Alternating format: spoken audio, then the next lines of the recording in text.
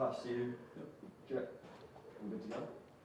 Well, Ben, I guess how do you reflect on the second T20 here in Nelson today? Yeah, I thought with the ball we started really well. Obviously took wickets at regular intervals. So that's something we've spoken about. I think with some of the best teams in the world, we need to take wickets and do that regularly to slow the run rate. I think there's some improvements to be made in the back end with the ball. I think they went for 69 off the last 6. So, yeah, we've got to have a look at that. And then I guess it's the same with the bat. I thought we started really well. We got to over 40 again and then probably need 8s through the middle and just weren't able to do it once again. So it's probably twice now through the middle that's let us down a little bit. We know that. The girls are working really hard to try and fix it. Yeah, and it's just something we've got to keep addressing. Looking back to that first innings with the ball, how pleasing was that, particularly that power play at the start? It was 34 for 2 after the power play, and we're really in control there. Yeah, thought Rocco bowled super. Obviously Sophie, got a wicket with the first ball. And yeah, I thought we had it in control. And then particularly the overs outside of that, the first couple outside the power play, I thought were really good as well. But yeah, probably let them get away a little bit at the back end. But that's also a great innings, another one from Heather. So with a set batter, and I guess that's the lesson we've got to take with the bat too, that if we can have that set batter, we can get the 8s or 9s at the end of a game too.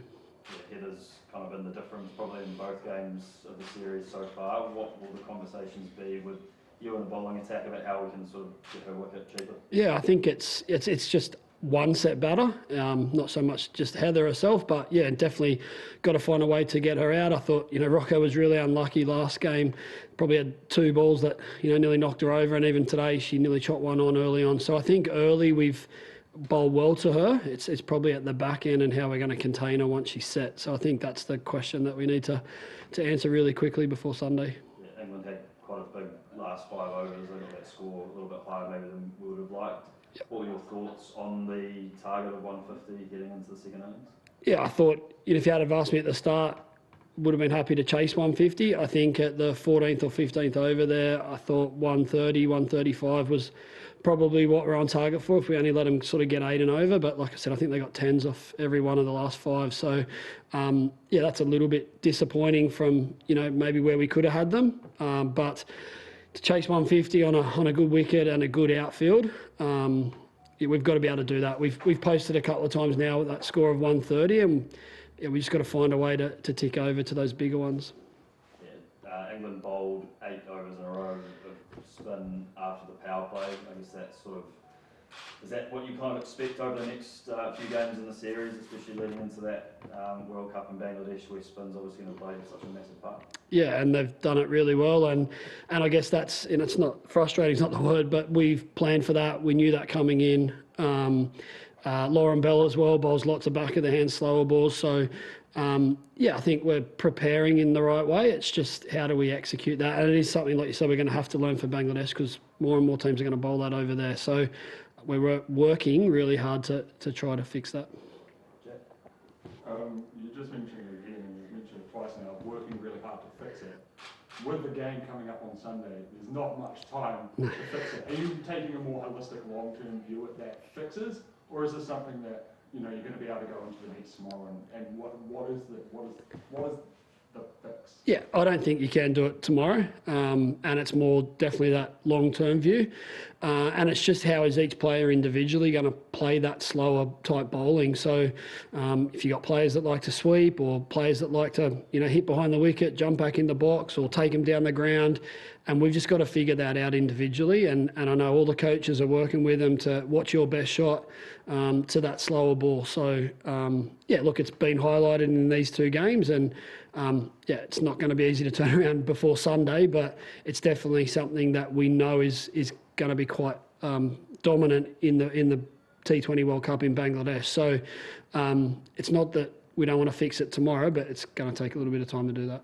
And you touched on it briefly, but having some two star players come in, and they both made pretty much instant impacts. Like Sophie, first ball, immediately took an early catch, and then got in the mix on her first over as well. It seemed like they really did add some extra firepower to the team. Yeah, they're world-class players. They're highly sought after in all franchises around the world, and any team in the world would love to have them in their side, and I think they'd walk into any international team. So we're really lucky to have both of them, and yeah, I know that they're disappointed that they couldn't quite get us over the line. In particular, that Mealy was set, but again, it was a good option. It's her option to the off-pace stuff, and wasn't able to quite execute it. But that's the part as a coach at the moment I'm really happy with, is that they are showing intent. Even Brooke today, when she came out, she swung the bat hard. She didn't quite get the elevation she needed, but it's not through a lack of trying or a lack of intent that this has happened in the last 2 games. Given that those 2 players have just come back, how pleasing is it that they've been able to come back in so quickly and I guess make an impact like Jack says straight away? Yeah, I guess it's the nature of cricket at the moment that, I think they only got there a couple of days before their WPL, and then they come straight into our environment. So they're pretty well versed at being able to come in and out of environments at the moment. But, Sophie to jump straight back into the captaincy, worked really hard over the last couple of days with the coaches on planning. Mealy's part of our match-up meetings that help plan what we're trying to do. So they've both slotted straight back in.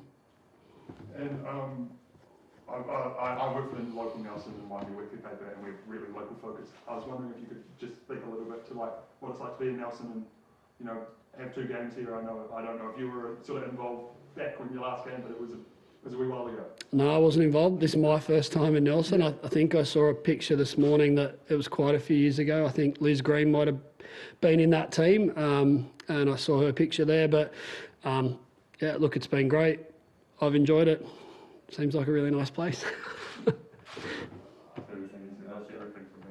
Just finally, Ben, obviously a short turnaround leading into the game on Sunday. What are the team going to be up to tomorrow before the game on Sunday? Yeah, look, I'll chat with the coaches. Part of me really thinks that it would be a good time. I know I've spoken a lot about working hard, and they've done that, so it might be a good day to have off tomorrow and just sit with the coaches and I guess discuss those plans. I don't think jumping in there tomorrow is going to fix anything quickly like we just spoke about. So definitely some work off the field in terms of planning, maybe not so much on the field tomorrow.